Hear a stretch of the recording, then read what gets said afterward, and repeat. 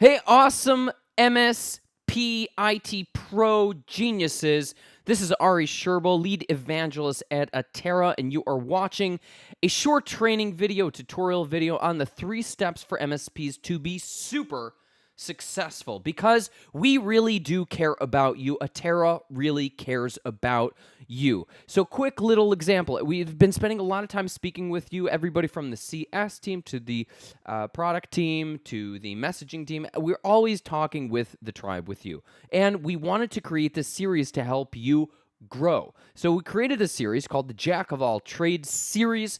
I'm sure you've seen number 1 and number 2 before. If you haven't, take a look at what we covered. We covered 3 steps in the prior 2 steps. Is 1, how to attract clients with content, because after speaking with you awesome people, one of the consistent problems that came up is you're constantly saying, we have a challenge. I have a challenge. This one has a challenge. How do I get more clients? How do I attract more clients? We created a unique post and video and a webinar training and a PDF ebook, how to attract more clients with unique, strategic, valuable, education-based content. How to price and package your irresistible offer. IO stands for irresistible offer. That was also in the previous post. And how to leverage your time and genius. That's what we're covering today, which is all about being super successful. So here's what we're going to cover. Here's what you're going to discover. Number 1 is the 3 steps to leverage your time and genius. That's what being successful ultimately means, that you can spend the time that you want. You want to grow your business. You want to spend time with your family. You have the freedom and ability to leverage and power to do whatever it is that you want. So some MSPs take more time off, spend with their families. Some make more money, grow the business, reinvest in the business. It's really up to you, obviously. A study from Stanford that shows the 2 mindsets of success. So if you've ever felt, why is this not working? Why am I not getting further ahead? Or whatever challenge that might come your way, this mindset, this distinction will be ultra revealing. It sold over 2 million books. The study, the case of from Carol Dweck, maybe you've heard of her. You're also going to discover the crucial prerequisite of success. Hint, it is not at all what you think. It's not about working harder. It's not even about working smarter. It's about a very unique internal frame that you're going to learn about in today's video. The science why successful people can be absolutely miserable. We're going to be covering that later. And why failure is an inaccurate word, right? People say you should really fail fast. You should fail a lot. It's the path to success. Forget that. It's a complete misconception, and you'll learn why in a few minutes. And you're going to map it. Use the GPS method to your step-by-step plan to hit your number 1 goal in the next 28 to 91 days. So here's what we're going to be covering in step number 1. That is define what success means to you. So we're going to start by answering this. Answer this question. Are you successful? Now, there's obviously two ways of answering it. It's either yes or no. So my question to you is, how would you know? How do you know if you are successful or you're not successful? Now, success for some people, now these are obviously different industries, and these are not real people. These are cartoons. But based on the job avatar, right, someone says that they're successful because they help people, or they invent useful tools to people, or they create fun experiences, or this is my dream and therefore I am successful, or I give great services and therefore I'm successful, or I'm a billionaire and that's why I'm successful. My point is, those are all different frames of quote-unquote success. Someone feels they're successful because they're helpful. Someone feels they're successful because they give a great service. Is that objectively true? Well, the whole point here is that it's whatever you want and you decide. So there are two frames here to cover. One is the external, what a lot of people associate quote-unquote success with. Dollars and events, meaning things that happen. This happened and this happened and this happened. I built a business, started a business, sold a business, spoke in front of an audience, whatever it is, and therefore I am successful, or people say that I am successful. All of those are external, meaning you can have all of that and not feel or be successful. Whereas there's the other, it was just the internal, the meaning that you give your experience, the feeling that you have around the services, the products, your work that you do in the world, and the quality of the relationships that you have. So, for example, there's a lot of MSPs that I've spoken with who say that they're very successful, and they're not running a multi-billion-dollar organization. They're not running a multi-million-dollar organization, not even a multi-six-figure organization. They're just around 100 grand, and to a lot of people that would be, whatever it is that you define for it. But For them, it's because of the meaning of their service, the feeling that they have around the work, the quality of the work, and the relationships that they have with their clients, with their vendors, with their family, that they're able to invest more time in it. So it's not about what you think it is or what you don't think it is. It's what you define for yourself. So one is not, and the other is your control. So I actually think that's pretty cool, right? Not in your control. It's a little bit of a play, but one is your control, and that's the internal. So for example, right? So this, I love this little example. Let's say that you're a cook and you happen to hate apples, but your job is you got to make this apple pie. So it's just complete, utter painful because you hate apples. You're not about the apples. So the whole point, if you hate the apples, but you have to make the apple pie, you cannot have a positive outcome to a painful process. If you hate the work that you're doing, if you hate the service, if you hate all that, there's no way you're going to be successful. Even if you quote unquote have all the clients in the world and have all the dollars in the world. So let's start out by defining. I know I'm successful when? Is it quality of relationships, the quality of your own life? How do you define it? I'm successful because, again, you could take a screenshot of this when we're done. You could pause the video. You can write it down. The whole point is you taking a minute or two to understand and define for yourself what it means to be successful. I feel successful when, and the definition of success is. And by the way, a big point of this, people who are successful and miserable, or people who, I don't mean successful, I mean, have achieved on the external reality what a lot of people would define as quote unquote success, and it does not bring fulfillment. So the whole point in talking about how to be super successful, number one is defining what that even means, right? That's number one. Now, pause the video, taking notes, awesome. And if you haven't, definitely pause the video right now. Now we're going to go to step number 2, which covers mindset. So now that you've defined this, right, you're on essentially a journey, a never-ending journey, which is reality and life as we know it. So here's this book from Carol Dweck called Mindset, The New Psychology of Success. This is something I have spoken about countless amount of audiences all over the world, and thousands and thousands, probably more than a few 100,000 have heard me talk about this, let alone the book, which has sold 2 million in print. So here's the case study, a really interesting story. This is an incredibly useful distinction. So one of the, essentially Carol Dweck did a number of studies on medical students, on college students, people who work in professional organizations, and fifth graders. So this story is about fifth graders, 2 sets of fifth graders. And they each gave 3 sets of tests. The first test was, let's call it a second or third grade level of education. And it was all intended that the fifth graders would get every single question right. It was like, who was the first president of the United States? Really simple. What's 2 times 2? Something like that. It was very, very simple and obvious. To group number 1, they got all 100 right, all the answers right, and they said, you're a genius. You got everything right. To the second group, they said, wow, you got all the answers right. You must work hard. The distinction between the reward on some, meaningless term or some very generic term, or valuing not the outcome, but the investment of your own time and energy, rewarding the work, rewarding the process. Then the second test was a little bit more difficult. Let's say it was a grade 6 level of education, so that they knew they're not going to get all the questions right. Now, to the first group, who were called geniuses, they concluded this isn't so fun. They did not do as well in the second test, whereas because they were called geniuses, and all of a sudden they're not feeling like a genius. And to the second group, because their initial test was rewarded based on their work and investment of their time and focus, they said, we're going to figure this out, and they did better than the first group, who was already in pain. Now, the third test was, I don't know, let's say it was like a freshman year of high school, extremely difficult. It was intentionally difficult. They know they're not going to get the answers right, because the whole thing is not about getting the answers right. It's about the experience and the process. Again, they also did this with doctors in medical schools and all kinds of executives in organization. And basically, the fifth graders who got this really hard test said, let's go, this sucks, because they don't feel like geniuses anymore. And then the other one was like, let's give it our best, because it's all about giving our best. And the whole conclusion there is that she came up with a distinction on the 2 mindsets of success. So in all things that we come across in our reality, in our work life, in all aspects of life, challenges, if you have a fixed mindset. So if you're called a genius from an early age when you haven't exactly done anything to achieve it. Even if you're Einstein, but you're 11 years old, you haven't even come close to nearly your potential, so there's no even way that you can be objectively qualified as a genius. So if you're concluded as a genius early on without trying too hard, you're going to avoid challenges because you don't feel like a genius. You're going to give up when you come across obstacles because they're too hard and annoying and not feeling like a genius. Effort is pointless because I'm a genius, right?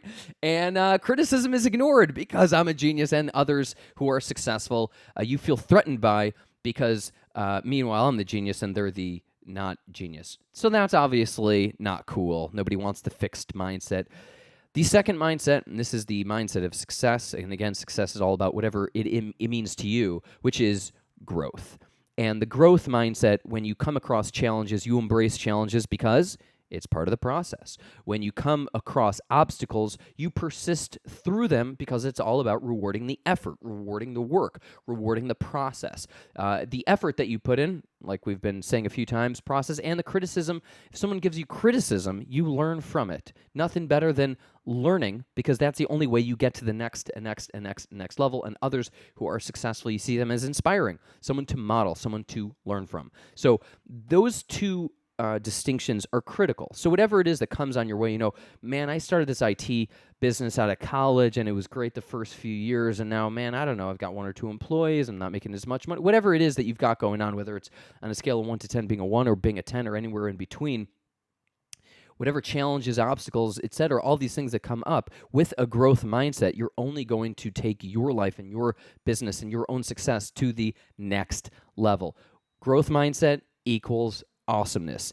Step number 3 is we're going to map out the plan. So let's say that you are traveling and your goal is you're right now in New York, and your goal is to get to La Jolla. Now, you might be driving, you might be flying, you might have a helicopter, you might have a private jet, you might have a Tesla truck.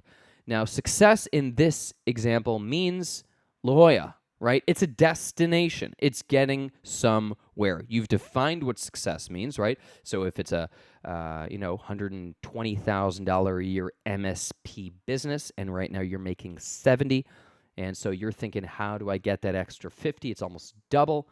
So how do I get to the destination? Whereas if you're already crushing it and you're happy, this can nevertheless be nevertheless be helpful, because you're still going to be looking at other areas of your life. We're always in a growth reality. So how can you get to the next level? What is your La Jolla? So here's the question.